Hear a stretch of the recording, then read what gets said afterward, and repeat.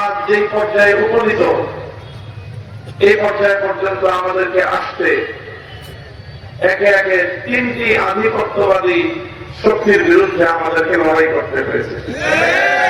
দেখেন, বাংলাদেশে এখন দুইটা পন্থার রাজনীতি, একটা হলো ৭২-এর পন্থা আর একটা হলো ২৪-এর পন্থা।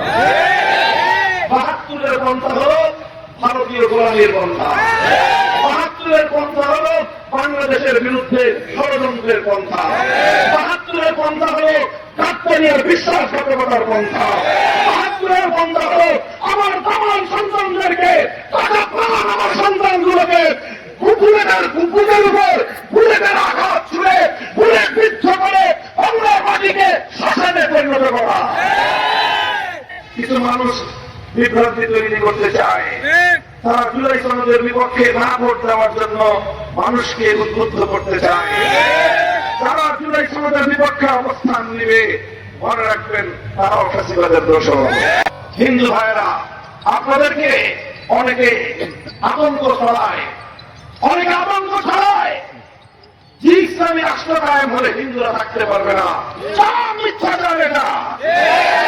আমি আপনাদের ভাই হিসেবে প্রতিশ্রুতি দিচ্ছি, যদি বাংলার ক্ষমতার মাধ্যমে ইসলাম প্রতিষ্ঠিত হয়, তাহলে আর কোন হিন্দুকে রাতের অন্ধকারে কালনাগিনী হয়ে ছবল মেরে দিনের বেলায় ওঝা হয়ে থাকতে আসার নাটক হবে না। আর অনেক ইতিহাস করুন, কারা হিন্দু ভাইদের জায়গা জমি দখল করে, কারা তাদের দোকানপাট থেকে চাঁদাবাজি করে, কারা তাদের ঘর বাড়ি থেকে তাদেরকে উচ্ছেদ করে। যারা এগুলো করে দিনের বেলায় তারা আবার ওঝা হয়ে ছাড়তে আসে। এই নাটক করা হচ্ছে আমার সংখ্যালঘু ভাইদেরকে নিয়ে। আমরা কথা দিচ্ছি, আমাদের রহমতুল্লাহ আলামিন মুহাম্মদুর রাসূলুল্লাহ সাল্লাল্লাহু আলাইহি ওয়াসাল্লাম যেইভাবে প্রতিটি সংখ্যালঘুর অধিকার নিশ্চিত করার জন্য ঘোষণা দিয়েছেন, যারা সংখ্যালঘুদের উপর অন্যায় করবে, অবিচার করবে, কিয়ামতের দিন আমি স্বয়ং আল্লাহর নবী তার বিরুদ্ধে, সেই মুসলমানের বিরুদ্ধে সংখ্যালঘু অমুসলিমের পক্ষ হয়ে আল্লাহর দরবারে বিচার দায়ের করব। আমরা সেই কল্যাণ রাষ্ট্র কায়েম করব, আমরা সেই মানবতার রাষ্ট্র কায়েম করব।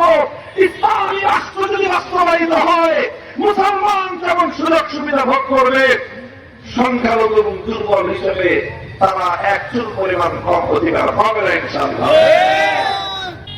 অনেক নেতা দেখেছেন, অনেক দলের শাসন দেখেছেন, অনেক তন্ত্রের শাসন, মন্ত্রের শাসন দেখেছেন। একবার বাংলার মানুষ সোনার বাংলাদেশ দেখেছে, একবার নতুন বাংলাদেশ দেখেছে, একবার সবুজ বাংলাদেশ দেখেছে, সর্বশেষ ডিজিটাল বাংলাদেশ দেখাও শেষ। এবার আমি একটা কথা বলতে চাই, বাংলার মানুষ আসলে একবার আমরা ইসলামের বাংলাদেশ দেখতে চাই।